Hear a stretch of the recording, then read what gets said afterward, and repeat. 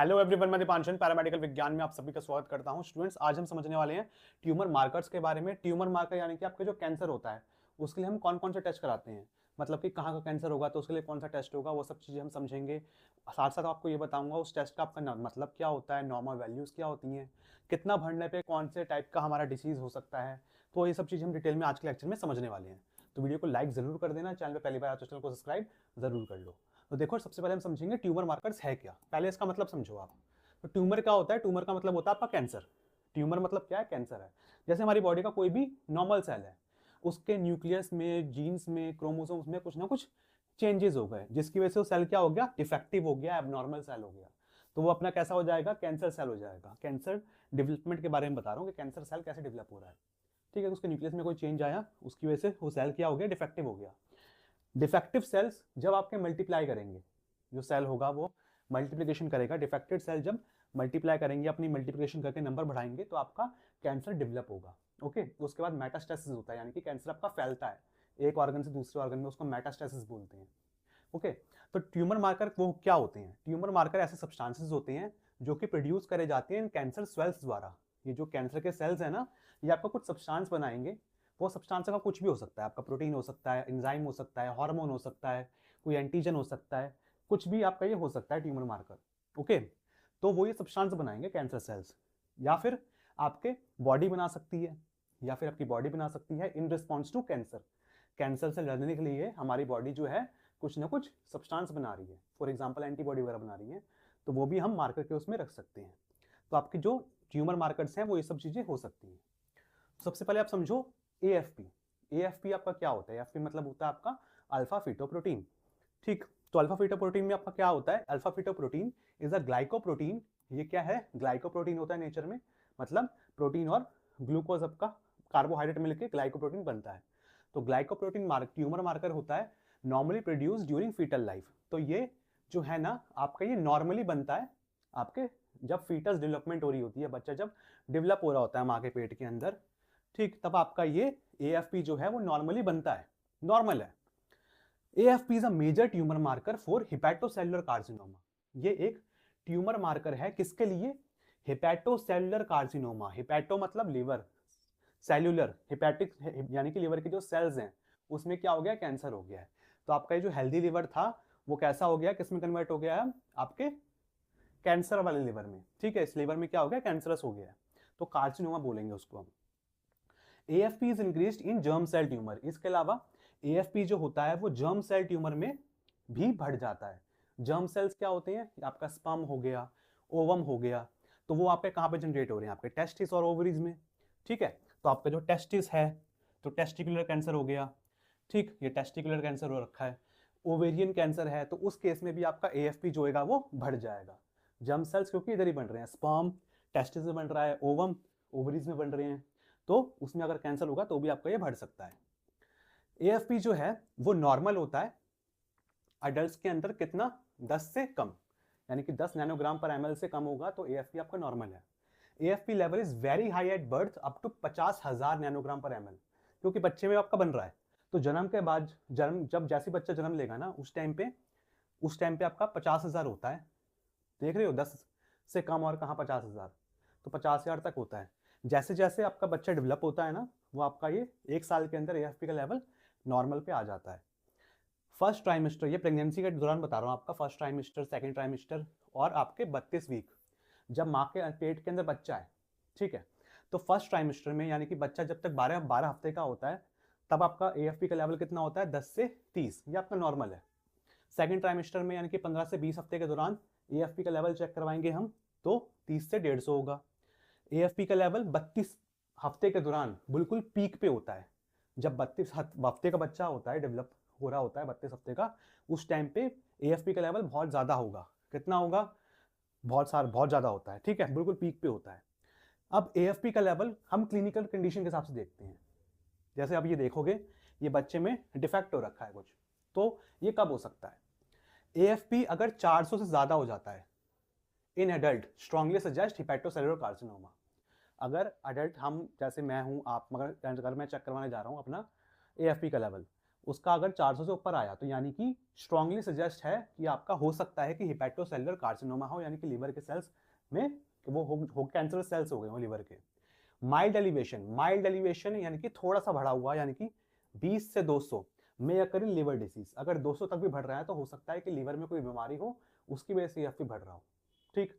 लेकिन 400 से भी ऊपर जा रहा है यानी कि हो सकता है स्ट्रांगली आपका कि वो आपका आपका लिवर में कोई कैंसर हो। प्रेगनेंसी के दौरान देखें हम, प्रेगनेंसी के टाइम पे भी टेस्ट करवाते हैं एफपी का। इन प्रेगनेंसी एंटीनेटल स्क्रीनिंग बोलते हैं उसको हम, एंटीनेटल स्क्रीनिंग के अंदर आपका एएफपी का टेस्ट भी आता है, ओके। तो प्रेगनेंसी के दौरान अगर आपका एएफपी बढ़ेगा तो यानी कि बच्चे को क्या होगा, न्यूरल ट्यूब डिफेक्ट हो सकता है एएफपी आपका बहुत ज़्यादा बढ़ा हुआ है, यानी कि हो सकता है कि बच्चे में न्यूरल ट्यूब डिफेक्ट हो या फिर स्पाइना बाइफिडा हो। जैसे आप इसमें क्या हो रहा है, न्यूरल ट्यूब डिफेक्ट में आपका जो नर्वस सिस्टम है वो आपका ढंग से ग्रो नहीं होता। तो इसमें आप ये देख सकते हो इस तरीके से इधर से पूरा ब्रेन डेवलपमेंट नहीं हुई है, इधर आपका स्पाइन है इसमें बच्चे का, ये डेवलपमेंट नहीं हुआ है, इधर से निकल रहा है। तो ये अलग अलग कंडीशंस हो सकती हैं। इसके अलावा डाउन सिंड्रोम भी हो सकता है। डाउन सिंड्रोम में क्या होता है, एक एक्स्ट्रा क्रोमोसोम के साथ बच्चा पैदा होता है, ओके। तो ये सब कंडीशन होती हैं आपके एएफपी की। नेक्स्ट हम चलते हैं अब सीईए पे। सीईए का मतलब क्या होता है, कार्सिनो एम्ब्रियोनिक एंटीजन। कार्सिनो एम्ब्रियोनिक एंटीजन यानी कि जब ये भी आपका बच्चे से रिलेटेड ही है, एम्ब्रियो आ गया ना, एम्ब्रियो, तो ठीक है, एम्ब्रियो ये आपका एम्ब्रियो है, एम्ब्रियो जब डेवलप हो रहा है उस दौरान कुछ एंटीजन वगैरह है। तो carcinoembryonic antigen is an oncofetal glycoprotein used as tumour marker. ये क्या है, ऑन्कोफिकल ग्लाइकोप्रोटीन है जिसको हम ट्यूमर मार्कर की तरह यूज करते हैं। CEA produced during foetal development by gastrointestinal tract tissue. तो जो बच्चे के जो गैस्ट्रोइंटेस्टाइनल ट्रैक्ट के जो टिश्यूज होते हैं वो आपका ये CEA बच्चे के जब डेवलपमेंट हो रही होती है उस दौरान नॉर्मली बनाते हैं। CEA plays a role in cell adhesion during foetal development, यानी कि जो CEA जो है वो आपका बेसिकली करता गया है, बच्चे में क्यों डेवलप हो रहा है ये, क्योंकि जो बच्चे का जो सेल एडहेशन है, यानी कि जो बच्चा आपका आपसी जुड़ाव कर रहा है सेल्स का, कोशिकाओं का जो आपसे जुड़ाव है, सेल्स का जो आपस में जुड़ रहे हैं, उसमें आपका मदद करता है CEA। इसी वजह से जो गैस्ट्रोइंटेस्टाइनल ट्रैक है, जो आपका स्टमक है, इंटेस्टाइन है, ये सब चीजें, गट जो पूरा पूरा है, उसमें से आपका ये CEA बनता है, ओके। तो CEA is the most important tumour marker for colorectal carcinoma. Colorectal यानी कि कोलोन्स और रेक्टम, जो कोलोन्स हैं हमारे डाइजेस्टिव सिस्टम की, कोलोन्स हो गई, ठीक, रेक्टम हो गया, एनल कैनाल हो गया, इधर के लिए अगर उसमें कोई कैंसर है तो उस टाइम पे आपका CEA most important tumour marker होता है। CEA का लेवल नॉर्मली आपका अगर 10 से ज्यादा हो तो हो सकता है कि कोई ना कोई मैलिग्नेंसी है, यानी कि कैंसर की संभावना है, मैलिग्नेंसी बोलेंगे उसको। एक होती है बेनाइन, एक होता है मैलिग्नेंट। बेनाइन में आपका ट्यूमर वाला खतरा नहीं है, मैलिग्नेंट में खतरा है, ठीक है, संभावना है कि ट्यूमर हो, कैंसर हो। CEA में भी एलिवेटेड इन वेरियस एडिनोकार्सिनोमा, तो बहुत सारे एडिनोकार्सिनोमा में भी आपका CEA इंपॉर्टेंट होता है, बढ़ सकता है। जैसे कि आपका पैनक्रियाज में अगर कैंसर हो गया तो, गैस्ट्रिक कैंसर हो, पेट में कोई कैंसर है, लंग्स में कैंसर है, ब्रेस्ट कैंसर है, तो उस टाइम पे भी आपका CEA का लेवल बढ़ा हुआ आता है, ओके। फिर हम आते हैं PSA पे। PSA का क्या होता है मतलब, PSA का मतलब होता है प्रोस्टेट सरफेस एंटीजन, ठीक है, प्रोस्टेट सरफेस एंटीजन। जैसे आप ये देखोगे ये ब्लैडर है, प्रोस्टेट ग्लैंड सिर्फ मेल से मिलेगा, okay.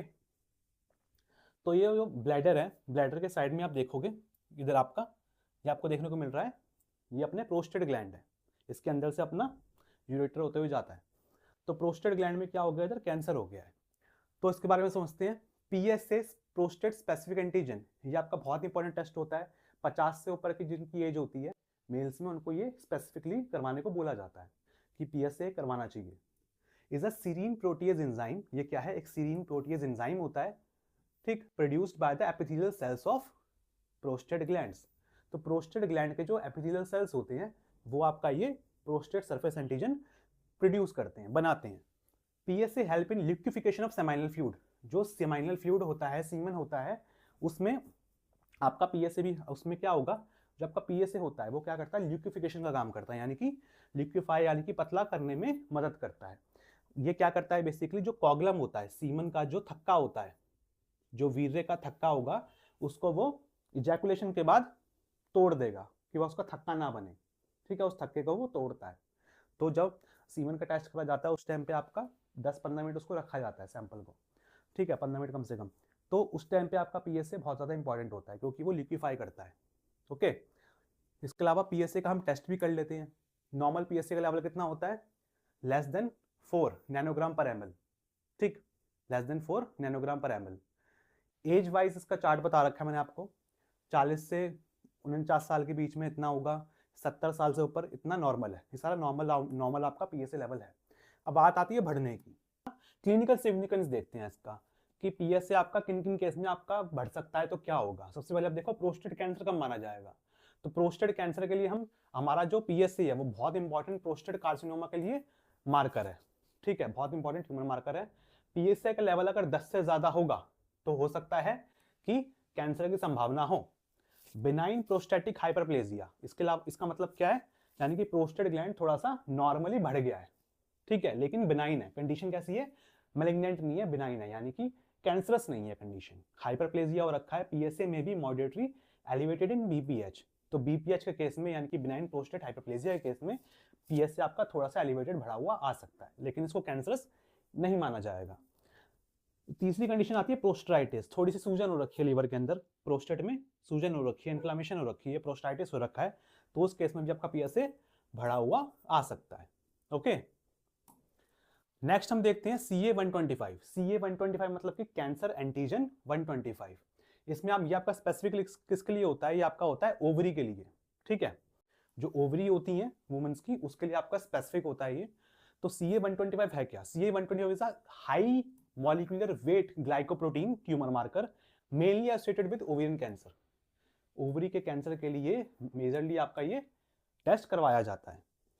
CA-125 is produced by the coulommic epithelium derived tissues like ovarian epithelium, endometrium, fallopian tubes, peritoneum, pleura, pericardium। इन सब ये जो आपके टिश्यूज हैं इनसे आपका प्रोड्यूस करा होता है आपका, ये सब चीजें क्या करती हैं? प्रोड्यूस करती हैं आपके CA-125 को, ठीक है। ओवरी हो गई, ओवरी के एपिथेलियल सेल्स हो गए, ये एंडोमेट्रियम हो गया, एंडोमेट्रियम की लाइनिंग होती है, शेड होती है पीरियड्स के दौरान, ठीक, इसमें हो गया, या फिर फैलोपियन ट्यूब में हो गया, पेरिटोनियम हो गया, ये इन सब के जो टिश्यूज होते हैं ना वो आपका ये CA-125 प्रोड्यूस करते हैं। नॉर्मल इसका लेवल कितना है? 35 से कम होना चाहिए। CA-125 35 से नॉर्मली कम होना चाहिए, यानी कि पेशेंट ओके है। CA-125 is the most important human marker for ovarian carcinoma. अगर ओवरी में कैंसर होगा तो इसका लेवल कितना हो जाएगा? 100 से ऊपर आएगा, ठीक है, 100 से ऊपर आएगा। CA-125 is also raised in endometriosis and pregnancy. तो एंडोमेट्रोसिस के केस में और प्रेगनेंसी के केस में भी आपका CA-125 नॉर्मली बढ़ा हुआ आता है। तो एंडोमेट्रोसिस क्या है? एंडोमेट्रोसिस देखो, यानी कि जो एंडोमेट्रियम के जो टिश्यूज हैं, जो सेल्स हैं, वो आपके अलग जगह पे भी ग्रो हो रखे हैं, ठीक है, इधर देखो ग्रो हो रखे हैं, इधर ग्रो हो रखे हैं, फैलोपियन ट्यूब पे जाके ग्रो हो गए, इधर यूट्रस के बाहर जाके ग्रो हो गए, तो उसको हम एंडोमेट्रोसिस कहते हैं। तो एंडोमेट्रियम के अंदर वाली जो सेल्स के टिश्यूज थे वो जो ग्रो होनी थी वो कहीं और आपकी ग्रो होने लग गई है, उसको मेट्रियोमा भी कह देते हैं। ओके, और इसके अलावा प्रेगनेंसी में भी आपका नॉर्मली ये बढ़ जाता है। CA-199 यानी कि कैंसर एंटीजन 99, ये आपका बेसिकली किसके होता है? ये आपका होता है पैनक्रियाज के लिए, ठीक है, पैनक्रियाज में अगर कैंसर होगा तो आपका ये टेस्ट करवाया जाता है उसको देखने के लिए। CA-199 क्या है? ये कार्बोहाइड्रेट एंटीजन है, ट्यूमर मार्कर है जो कि आपके पैनक्रियाज के लिए होता है। CA-199 is produced by epithelial cells of, किन किन ऑर्गन्स के एपिथेलियल सेल्स से आपका CA-199 बनता है? तो बनता किन किन से है?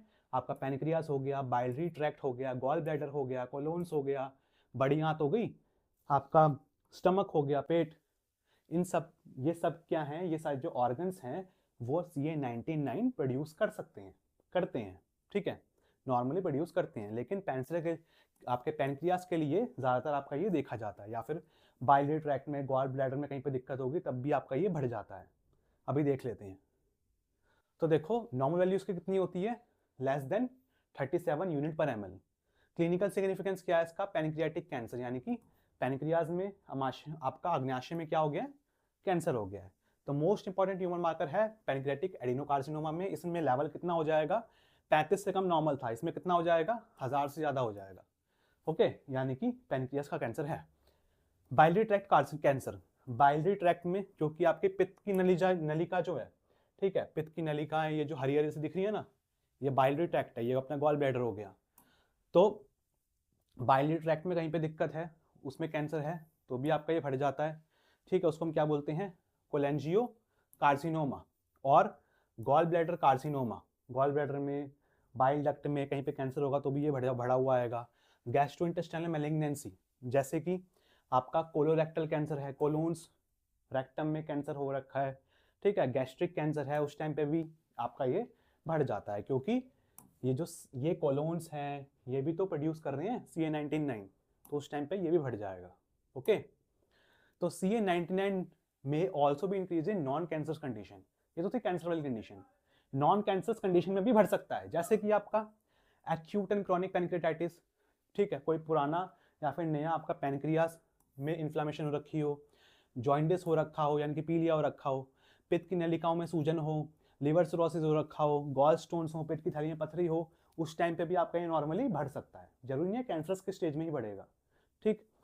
नोट करने वाली एक बात क्या है, जो अपनी तैयारी कर रहे होंगे एग्जाम्स के लिए वो उसमें नोट कर लेना, ल्यूइस एंटीजन जिसमें एब्सेंट होगा, ब्लड ग्रुपिंग में ल्यूइस सिस्टम होता है ब्लड ग्रुपिंग का, तो जिसमें ल्यूइस एंटीजन नहीं होता ना, जिसमें ल्यूइस एंटीजन प्रेजेंट एब्सेंट होता है, उसमें CA19-9 बनता ही नहीं है, ठीक है, उसमें CA19-9 बनता ही नहीं है, ठीक।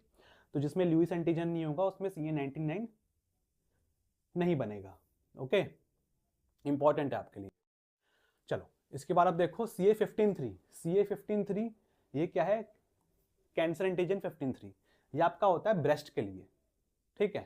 ब्रेस्ट में अगर कैंसर होगा तो आपका ये टेस्ट करवाया जाता है, कार्सिनोमा ऑफ द ब्रेस्ट। तो CA15-3 is produced by epithelial cells of breast tissues. तो आपके जो ब्रेस्ट के टिश्यूज होते हैं उसके जो एपिथेलियल सेल्स होते हैं वो आपका ये प्रोड्यूस करते हैं।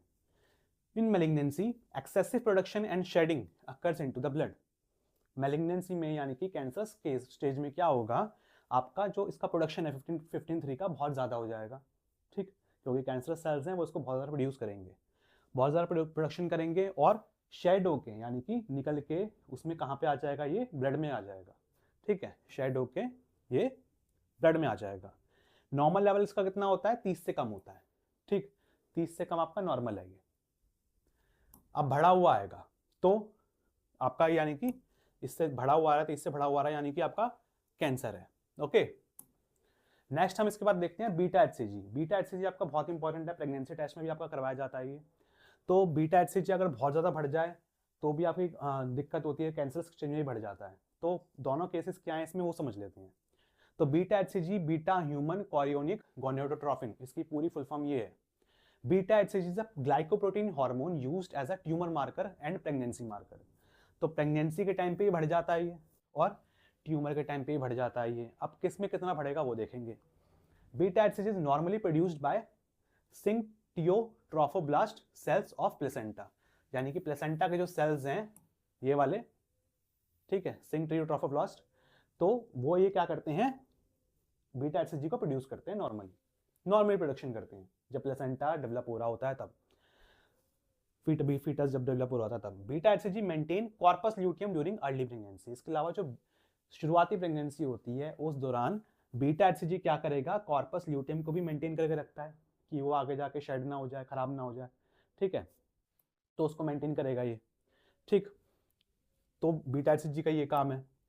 नॉर्मल वैल्यू हम देखने वाले हैं प्रेगनेंसी, नॉन प्रेग्नेंट में। अगर कोई वुमेन प्रेग्नेंट नहीं है तो कितना आएगा, 5 से कम होगा। बॉर्डर लाइन या फिर इंटरमीडिएट रेंज 5 से 25 ml यूनिट पर ml, ठीक। Positive pregnancy value when beta HCG level more than 25। तो बीटा HCG का लेवल अगर 25 से ज्यादा आ रहा है तो वुमेन प्रेग्नेंट है, कंफर्मेशन है। 5 से कम आ रहा है तो प्रेग्नेंट नहीं है।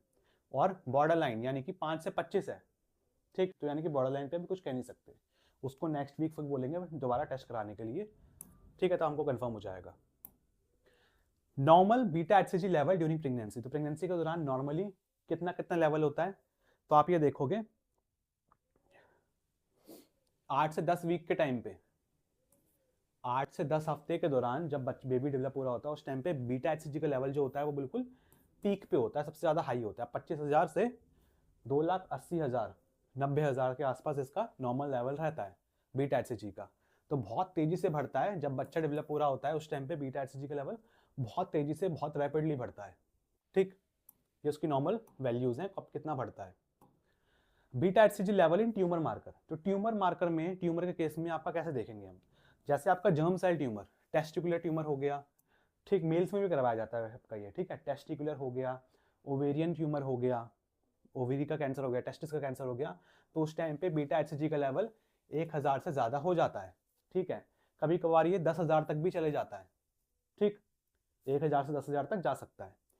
कोरियो कार्सिनोमा यानी कि वुमन का जो वॉर्म है, ठीक है, यूट्रस बोल लो, वॉर्म बोल लो, गर्भाशय बोल लो, उसमें कैंसर हो गया है, वॉर्म में कैंसर हो गया है। ठीक है, यूट्रस है, यूट्रस में देखो कैंसर हो गया है, ये काले काले दिख रहे हैं ना, तो इसमें लेवल कितना हो जाएगा बीटा एचसीजी का, 1,00,000 से 10,00,000 तक हो सकता है। ओके ओके, नेक्स्ट देखते हैं अब इसके बाद कैल्सिटोनिन। कैल्सिटोनिन देखो, जो अपना ये टेस्ट है ट्यूमर का, ये आपका करवाया जाता है आपके थायराइड के लिए। जैसे आपको दिखाया था मैं, ये थायराइड ग्लैंड है, ठीक है, ये जो दिख रहा है ना आपको, ये है अपना थायराइड ग्लैंड।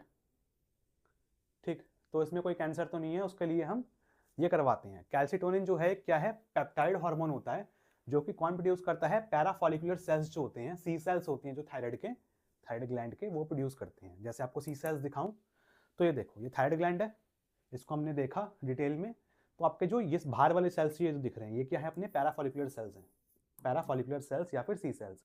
इसके अलावा आपके फॉलिकुलर सेल्स भी होते हैं। ठीक है, फॉलिकुलर सेल्स जो होते हैं, ये क्या करते हैं, ये आपका थायरोग्लोबुलिन प्रोड्यूस करते हैं। ठीक, फॉलिकुलर सेल्स जो होंगे वो क्या प्रोड्यूस करेंगे, ये फॉलिकुलर सेल्स हैं, फॉलिकुलर सेल्स हैं जो इसकी बॉर्डर लाइनिंग पे प्रोड्यूस हो रहे हैं। ये जो बाहर दिख रहे हैं आपको, ये पैराफॉलिकुलर हैं, तो ये अपना क्या प्रोड्यूस करेंगे, सी सेल, ठीक है, कैल्सिटोनिन। और फॉलिकुलर वाले क्या प्रोड्यूस करेंगे, अपना थायरोग्लोबुलिन। इसके बाद आएंगे हम थायरोग्लोबुलिन पे। सबसे पहले आप कैल्सिटोनिन देखो, कैल्सिटोनिन जो है अपना थायराइड के पैराफॉलिकुलर सेल से प्रोड्यूस हो रहा है। It is used as specific tumour marker for medullary thyroid carcinoma. तो एमटीसी के लिए आपका मेडुलरी थायराइड कार्सिनोमा के लिए आपका ये टेस्ट करवाया जाता है, स्पेसिफिक ट्यूमर मार्कर है उसके लिए ये। Calcitonin lowers blood calcium level by inhibiting osteoclast activity in the bones. तो बोन्स की जो तोड़ने की एक्टिविटी है उसको ये इनहिबिट करता है, रोकता है, जिसकी वजह से ये कैल्शियम का लेवल जो होता है ब्लड में कम करता है। ठीक है, कम करता है। तो नॉर्मल वैल्यू उसकी कितनी होती है, अडल्ट मेल्स में 8 से 10 से कम होना चाहिए, और फीमेल्स में कितना होना चाहिए, 5 पिकोग्राम पर एमएल से कम होना चाहिए। मेडुलरी थायराइड कार्सिनोमा में, यानी कि कैंसर हो रखा है, मेडुलरी थायराइड कार्सिनोमा है, तो उस केस में इसका लेवल 100 से ऊपर ही आएगा, मोर देन 100 आता है। ठीक, अब देखो आप इसके बाद अब हम देख लेते हैं फॉलिकुलर सेल्स, ये क्या प्रोड्यूस करेंगे, आपका थायरोग्लोबुलिन प्रोड्यूस करेंगे। Thyroglobulin is a glycoprotein produced by the follicular cells of the thyroid gland. तो थायराइड ग्लैंड जो है उसके जो फॉलिकुलर सेल्स हैं वो ये थायरोग्लोबुलिन प्रोड्यूस करते हैं normally. It act as a precursor protein, precursor protein होते हैं किसके लिए, आपके जो थायराइड हार्मोन है, थायराइड हार्मोन कौन कौन से, जैसे कि आपका T3 हो गया, T4 हो गया, पूरी रिपोर्ट आपको पढ़ा रखी है मैंने थायराइड की, दवाइयाँ बता रखी हैं। तो T3 T4 जो है उसको बनाने के लिए, इन हार्मोन्स को बनाने के लिए जो पहले प्रिकर्सर हार्मोन्स होते हैं निर्माण के लिए, प्रिकर्सर जो प्रोटीन बोल लो, प्रिकर्सर प्रोटीन बोल लो, प्रिकर्सर हार्मोन बोल लो, वो क्या होता है अपना, ये थायरोग्लोबुलिन ही होते हैं। ओके, इनसे ही आगे जाकर T3 T4 बनता है। नॉर्मल रेंज क्या है इसकी, एडल्ट्स में 3 से 40 नैनोग्राम पर एमएल, ये नॉर्मल है। हाई लेवल कब देखने को मिलेगा, papillary and follicular thyroid carcinoma में। ठीक है, पैपिलरी हो या फिर फॉलिकुलर थायराइड कार्सिनोमा हो उस टाइम पे। मेडुलरी होगा तो उसके लिए आपका कैल्सिटोनिन स्पेसिफिक है, एमटीसी के लिए आपका कैल्सिटोनिन है। बाकी अगर पैपिलरी की बात करी जाए, फॉलिकुलर की बात करी जाए, तो उसको देखने के लिए आपका थायरोग्लोबुलिन होता है। इसके अलावा थायराइडाइटिस में, यानी कि थायराइड में सूजन हो गई हो, कोई बिनाइन थायराइड डिसीज हो, नॉर्मल थायराइड कोई डिसीज हो, तब भी आपका ये बढ़ा हुआ आ जाता है, हाई लेवल देखने को मिलेगा। लास्ट हम देखेंगे एलडीएच। एलडीएच का मतलब क्या होता है, lactate dehydrogenase. Lactate dehydrogenase, lactate dehydrogenase क्या है, LDH is an intracellular enzyme. ये बेसिकली क्या है, एक एंजाइम होता है involve in the carbohydrate metabolism. ये क्या करता है, कार्बोहाइड्रेट की मेटाबॉलिज्म के दौरान ये इन्वॉल्वमेंट दिखाता है, and is used as a non specific tumour marker. और ये एक नॉन स्पेसिफिक ट्यूमर मार्कर होता है, यानी कि किसी चीज के लिए स्पेसिफिक नहीं है कि हाँ बढ़ा हुआ तो पैनक्रियाज में ही दिक्कत है या फिर कोलोन्स में का कैंसर है, लीवर का कैंसर है, ऐसा कुछ नहीं है। ये काफी सारे केसेस में बढ़ा हुआ आता है। जैसे कि हम देख लेते हैं नॉर्मल वैल्यू ऑफ एलडीएच कितनी होती है, 140 से 280 इंटरनेशनल यूनिट पर लीटर, ये इसकी नॉर्मल वैल्यू है। LDH is used to access tumour burden. ये किस लिए देखा जाता है, ये एलडीएच का टेस्ट क्यों करवाया जाता है, बहुत ज्यादा इंपॉर्टेंट होता है। ये देखा जाता है ट्यूमर का कितना दबाव है, टिश्यू डिस्ट्रक्शन कितना हो रहा है, उसको मॉनिटर करके हम देखते हैं। प्रोग्नोसिस रैदर देन डायग्नोसिस, ठीक है, जो हमारा प्रोग्नोसिस था वो कैसा था, ठीक, ट्रीटमेंट वगैरह कर रहे हैं उससे इफेक्ट पड़ रहा है नहीं पड़ रहा है, वो सब चीज़ें देखते हैं एलडीएच, ठीक है, एलडीएच टेस्ट करवा के पता चलता है कि ट्रीटमेंट वगैरह कर रहे हैं कैसा जा रहा है, फ़र्क पड़ रहा है नहीं पड़ रहा कैंसर पे, वो सब चीज़ें उस टाइम पे पॉइंटेड होता है आपका एलडीएच। क्लिनिकल सिग्निफिकेंस क्या है कैंसर के रिलेटेड देखा जाए तो कैंसर के रिलेशन में और नॉन कैंसर के रिलेशन में, सबसे पहले कैंसर वाले में देखो आप, एलडीएच लेवल है एलिवेटेड इन लिम्फोमा, ल्यूकीमिया, ठीक है, लिम्फोमा हो गया, ल्यूकीमिया हो गया, ब्लड कैंसर हो गया, जर्म सेल्स में ट्यूमर हो गया, मेटास्टेसिस कैंसर है यानी कि कैंसर जो हो रहा है फैल रहा है, उस टाइम पे आपका ये बढ़ा हुआ आता है। नॉन कैंसरस कंडीशन में जैसे कि आपका मायोकार्डियल इन्फेक्शन है, ठीक है, हार्ट की दिक्कत होती है, हार्ट की बीमारी होती है मायोकार्डियल इन्फेक्शन, लीवर में कोई बीमारी हो, हीमोलाइटिक एनीमिया हो, मसल इंजरी हो, कोई भी मसल्स में इंजरी हो गई हो, कोई इन्फेक्शन हो गया, उस टाइम पे भी आपका एलडीएच बढ़ सकता है। तो नॉन कैंसर कंडीशन में भी आपका एलडीएच बढ़ा हुआ आ सकता है। ओके, तो स्टूडेंट्स ये था हमारा आज का लेक्चर आपके ट्यूमर मार्कर्स के बारे में, आपके कैंसर के कौन कौन से टेस्ट होते हैं, मेजरली मैंने आपको बता दी है। वीडियो अगर आपको अच्छी लगी तो वीडियो को लाइक करना, इसके नोट्स चाहिए तो आप ऐप पे जा सकते हो और नोट्स ले सकते हो, देख सकते हो उसमें से। ओके, मिलते हैं बहुत जल्दी नेक्स्ट वीडियो में, तब तक के लिए बाय बाय।